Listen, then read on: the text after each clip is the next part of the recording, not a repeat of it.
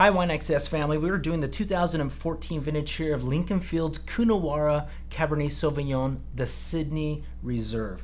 Now, this is a really important wine from this particular area, and let me tell you a little bit about why. So, this is produced by the Hamilton family, who was established here back in the 1830s.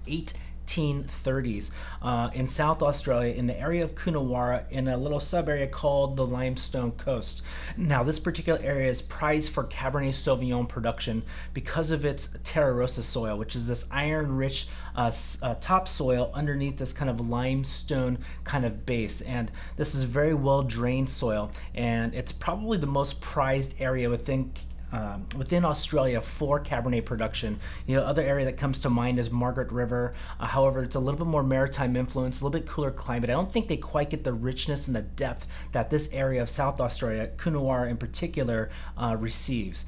Now, the Hamilton family, who's behind the Leconfield wine label here, has been established since the 1830s in South Australia for growing Cabernet production wines. So 75% of this particular estate is planted to Cabernet Sauvignon. This gentleman, whose name is on the bottle here, Sidney Hamilton, purchased this estate back in the 1970s, mid-70s, 1974, I believe, and he was 76 years old when he made this purchase, and he had this idea of generational kind of foundation for the family and growing Cabernet Sauvignon. He understood the importance, because of his family lineage, growing grapes and making wine since the 1830s, that this was a very, very special place on earth. Now, the 2014 vintage in this particular wine, let me just go ahead and get it open real fast, I think is also really important in terms of establishing the typicity of what goes on within this particular area of Australia. Now, for me, Australian Cabernet, when it's at its best, always has this dark, warm, ripe kind of profile, but there's red fruits, there's blue fruits, and sometimes, mostly there's black fruits, sometimes there's blue fruits, but for me, there's always this beautiful kind of herbaceous, kind of oily, kind of resinous kind of profile, that minty almost, if you will, that I pick up on great Australian Cabernet. And this wine and this particular producer almost always has this in spades. So the 2014 here, it's a little bit darker, a little bit more lush and rich than I would expect. I would think it's almost a little bit more on the nose, like this black cassis currant, a little bit more Napa Valley-esque, a little bit darker than what I'm used to, but it's really beautiful. It definitely has that mint kind of cigar tobacco kind of complexity, but it hasn't really quite began to open up fully yet.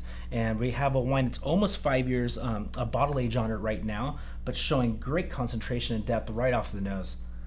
Mostly black fruits, a little bit of blue fruits, really not the red fruits that I'm used to, but that's great. Let's try it.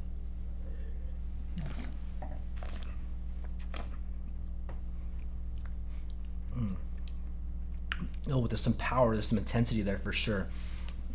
Really kind of fine, kind of very, very, very fine grained tannins here, and really mostly kind of dominated by powerful fruit and concentration, and you feel the earth. Now, I know that this particular producer is very, very restrained in their use of oak. So there's 10% brand new French oak on this wine, and 50% of this is 2 to 5 year old French oak barrels. There's only 10% American oak on the wine, which I think is fairly low for a lot of Australian Cabernet. But the American oak that is being used here is still 2 to 5 years old. So they're really trying to make sure that the oak plays a supporting role to the concentration of fruit and the terra rossa soil of Coonawarra. I think this is an absolute perfect example of how powerful and how rich Coonawarra Cabernet can be, also with a little bit of elegance. It's not over the top dominated by oak, and it's not over the top extracted as well. It's just a really great, rich, authentic, beautiful style of Cabernet. And of course, if they're going to put Sidney Hamilton's name on the front of this, they are going to make sure that they are going to be putting their best foot forward, as this is the founding pioneer, the enologist of this particular estate at 76 years old. It's a pretty amazing story. I think you're going to love this wine every bit as much as I do, and you're going to see that it's clearly uniquely itself. It's uniquely Australian. It's not Napa Valley, even though it has that kind of concentration. It's for sure not quite as savory as Bordeaux, and it has, I would say, a good 15-20 years left on it. It's a beautiful wine. Cheers. Cheers. We're showcasing this 2015 Clos Sainte Anne from Cotes de Bordeaux. Fascinating story about two sisters that are keeping alive this winery. They came across this clay soils on a slope in Cotes de Bordeaux near the Garonne River. We'll be tasting it today. Why not start now? It's a Merlot-driven wine. Beautiful pairing with, let's say, roasted duck, a little bit of vegetables, some greens on top, and a great conversation with the family. The Cab Franc adds a little bit of fun, like violets and sharp, beautiful aromatics. Let's see what this is made of. But certainly a compelling wine that brings a lot of beautiful notes and structure and richness. One of the vintages that has definitely captivated the eyes of a lot of wine writers. 2015, just showcasing. Look at that color. It's got a little brightness, beautiful concentration, ruby, and I can smell the aromatics all the way from the glass here. I haven't even gotten it close to me. Beautiful raspberries, wild raspberries, wild strawberries, violets, as we mentioned. There's a little beefy, meaty, and bloody quality that's really, really mouth-watering. A potpourri of dry roses. There's a little bit of spice, holiday spice, clove.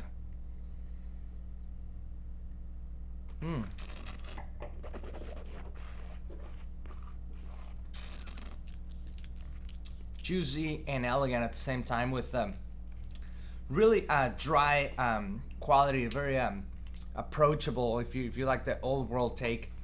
An excellent value, an excellent wine from Cotes de Bordeaux in the Bordeaux region of France. That's always very, very generous with delicious wines to deliver. So cheers to you guys. Hi, I'm Vanessa Conlon. The wine in front of me is the Langlois-Chateau Cremant de Loire. So this is a traditional method sparkling wine, meaning it's made in the same way as champagne is made, which involves the second fermentation in the bottle. This wine also spends a long time on the lees, aging, much like in champagne. It actually spends 3 entire years in the bottle before it's disgorged. And what that does is it adds a really beautiful creamy mouthfeel, a breadth of palate, and some toasty notes of brioche, which really add to the complexity of this wine. So what you'll see in the glass are very, very fine bubbles. And this wine also shares a variety which also is made in Champagne, which is Chardonnay. But in this, there's only 20% of Chardonnay. And then it features 2 other varieties for which the Loire Valley is known, and that's Cabernet Franc at 20%. And the balance is Chenin Blanc. And the way that these 3 all work together is, well, it's really beautiful. But from the Chenin Blanc, you can get a really nice sort of apple note, lots of white flowers, and a beautiful acidity on the palate, and almost a little bit of like a round and waxy texture, whereas the Chardonnay brings a sort of bright citrus lift to it and a little bit more focus, and the Cabernet Franc adds just a little bit of breadth and a slight bit of red fruit notes on the nose as well.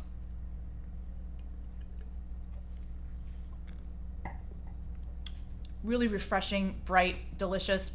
It's a great alternative to champagne if you've never tried it. Wonderful way to experience the Loire Valley here. So here we have the Castellani Tenuta il Burchino, genus Loci. It is a Sangiovese done in a super Tuscan style from an estate in Tuscany owned by the Castellani family. The Castellani family owns 6 properties in Tuscany. The Tenuta il Burchino is one of their oldest properties. It's in the hills outside of Pisa, and it's known for its calcareous marl soils, which naturally produce very small clusters in a very rich, full-bodied wine. And this is done in, as I said, in a super Tuscan style. So it is aged in French oak barriques, which gives it a little more depth and complexity. So just on the nose, you can get the classic ripe cherry character that you get from Sangiovese from Tuscany.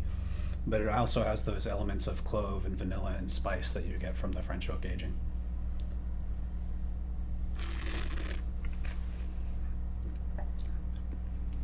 And then on the palate, there's a beautiful richness to it, but it still has that wonderful balance of acidity that you expect from Sangiovese. So please enjoy. So I'm very excited about this particular wine that we're going to have for this month's wine club here. This is the Tor-Kenward 2015 Durell Vineyard Chardonnay. And this is a true insider's insider of Chardonnay if you're here in the Napa Valley. So Durell is actually a Sonoma Coast vineyard site. However, it really is a little bit closer to Carneros region than the actual Sonoma Coast. This particular wine, when I say insiders of insiders wine, we're talking about 8-barrel production here. So really small production from a winemaker of Tor-Kenwards and Jeff Ames. Tor was the winemaker of Beringer for almost 3 decades. So when you're talking about an insider of insiders wine, we're talking about a 200 case production from a very, very important vineyard site, the Durell. So Durell vineyard wines for me are almost always powerful, rich, dense, and opulent. And this wine is absolutely no exception to that particular rule.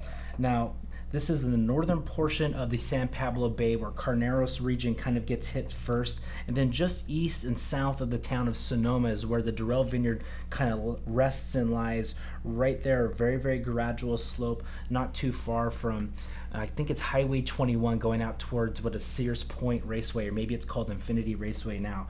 But very, very highly regarded vineyard site here, and 200 cases produced. Let's go ahead and give a nice, good tasty note on this wine so you have an idea of what to expect. So beautiful, rich golden color here. Now this isn't even pale yellow. This is absolute gold, and it's really brilliant. So off the nose, I get really nice kind of almost grilled Meyer lemon, yellow pear, yellow apple, a little bit of this kind of sweet kind of cantaloupe kind of like note to the wine, and then all kinds of white flowers. It's not just honeysuckle, but there's jasmine. There's this yellow flower pollen kind of as well. This gingery kind of like almost spice kind of note as well. And there's some baking spices here because there is for sure a good concentration of new oak. However, it's very, very well integrated, and really the fruit here is the star of the show. There is this kind of stony, rocky kind of mineral kind of component. There's lots of kind of these crushed rocks and river rocks in the Durell Vineyard, which essentially was ancient seabed as the sea kind of receded into what is the San Francisco Bay Area. The San Pablo Bay is the northern portion of that. The sea kind of just like left behind all of these kind of rocks. And as Sonoma and Napa flooded, these kind of rocks were kind of rounded out, and they're essentially riverbed rocks, if you will. So great drainage, great sun exposure, making really powerful classic styles of California Chardonnay, Sonoma County Chardonnay, from a producer that's been making Chardonnay for over 3 decades. So absolute tremendous pedigree with this particular white within the wine club. Now off the nose, let me drop right onto the palate and let's talk about the wine.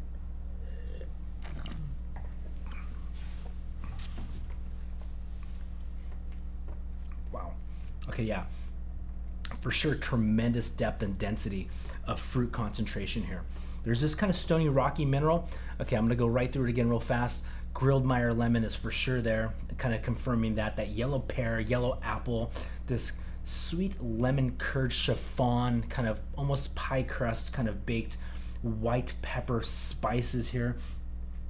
Just a kiss of butterscotch, but all those white flowers, and just a kiss of that kind of like baking spice ginger is all here in spades. You know what I'd love for you to do? The next time that you make a really beautiful dry aged piece of beef, like a steak, like a New York or a ribeye, that might be 30, 40, 50, 60 day dry aged, has a really strong, powerful umami content, pull the cork on this particular wine, enjoy it, and understand that sometimes California Chardonnay, with all of its power and richness, can stand up to something like beef, especially dry aged beef, and it almost becomes the pat of butter that goes right on top of a steak. It's a beautiful, beautiful, decadent pairing that I kind of think of one of my guilty pleasures here in Napa Valley. But beautiful wine, Tor-Kenward, hats off again. Jeff Ames, winemaker, beautiful wine. We are very, very lucky to be able to have this as part of our wine club in December 2018. Cheers.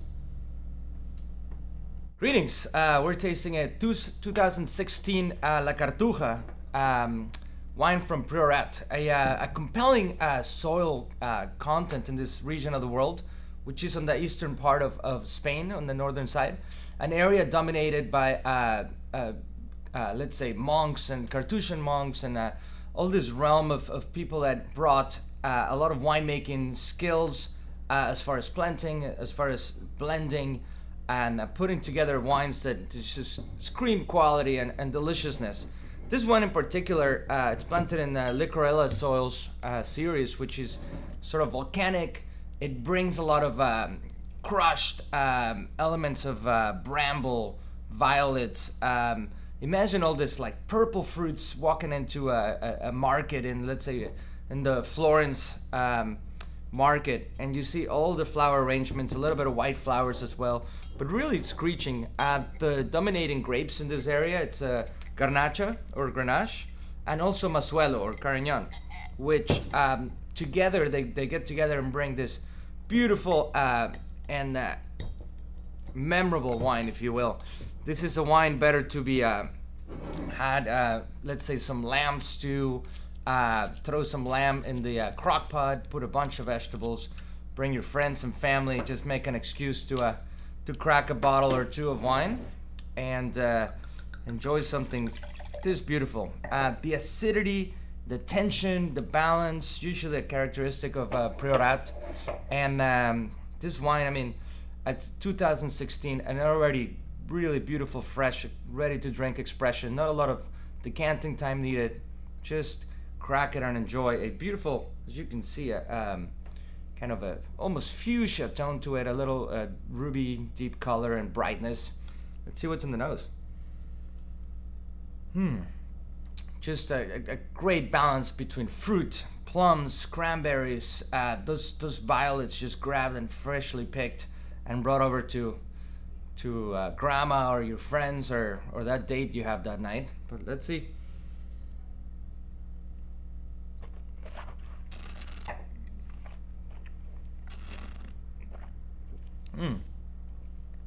Great expression, velvety tannins, kind of covering all this fruit. As I mentioned, the tension and acid spikes through, mouth-watering, really making you want to drink another sip right away. Beautiful, beautiful wine. Not only for the winter time, but imagine a little tri-tip on the grill and some corn vegetables. That would definitely carry on. So I would certainly stock up in some of these beautiful babies from Priorat. Cheers. This is the 2013 San Lorenzo Bramante Podere Brunello di Montalcino. So this is a wine from Tuscany. It's Sangiovese, but it's a Colonna Sangiovese called Sangiovese Grosso. So if you like Chianti, let's say, this is a wine that you might find some similar qualities in, those sort of tar, roses, tobacco, cherry. But what I find from Brunello, as opposed to Chianti Classico, let's say, is a darker fruit profile. So with Brunello, you get more sort of black cherry, sort of more brooding fruit, and a little bit more, in my mind, a little bit more body sometimes. So this is a really wonderful producer that combines what I think is really compelling about the region, which is this sort of brooding black fruit, which can be a little bit rustic at times, but this producer has a very polished hand in winemaking. So this is 100% of that variety. It's really aromatic on the nose, lots of sort of spicy fruits on it, rose petal, sort of crushed herbs.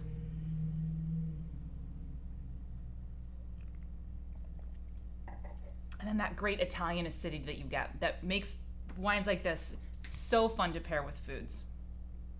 Our next wine is the 2016 Karo-Kann proprietary red from Napa Valley. And so within the wine industry, wineries, when they're done producing their wines, often have a little bit left over of this or that. And no one wants to pour wine down the drain. That just seems like a crime.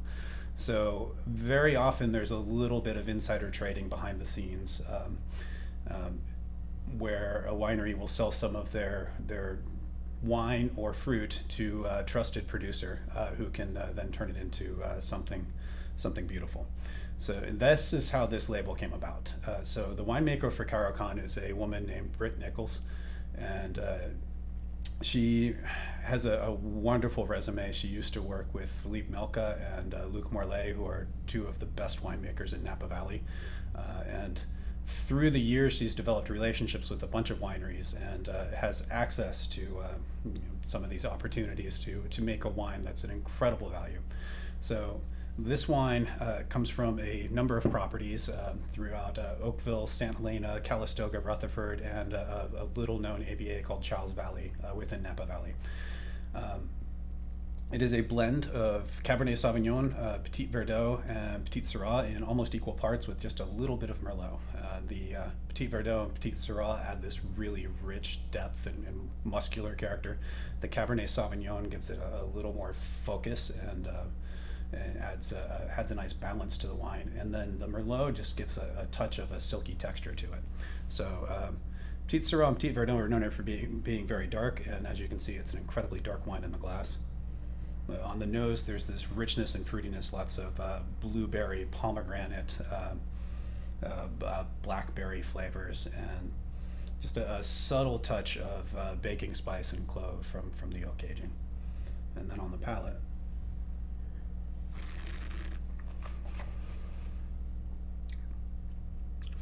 the wine shows an incredible richness, very full-bodied, very rich, ripe fruit, but firmly tannic and really beautifully structured.